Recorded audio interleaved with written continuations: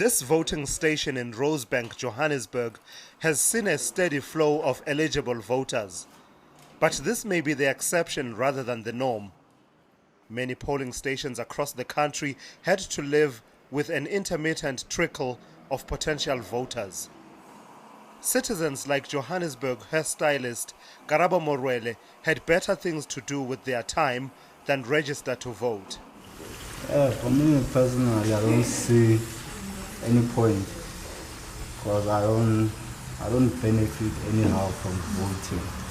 You know what I mean? There's nothing that the government does for me, so I don't have to do anything for the government. But you could vote for the opposition. I think they are the same. A sense of disillusionment shared by many who opt out of the electoral process. I don't feel like there's good options at the moment, so I'm not really sure who I would vote for. A 74% turnout in 2014 means South Africa is actually not doing too badly compared to other developing countries. And in fact, turnout for local government polls is on the rise.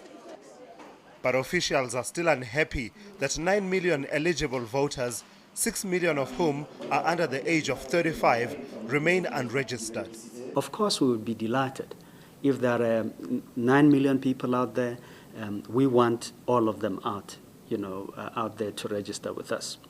But historically, we know that participation in elections in this country, it's a voluntary process. It's not compulsory.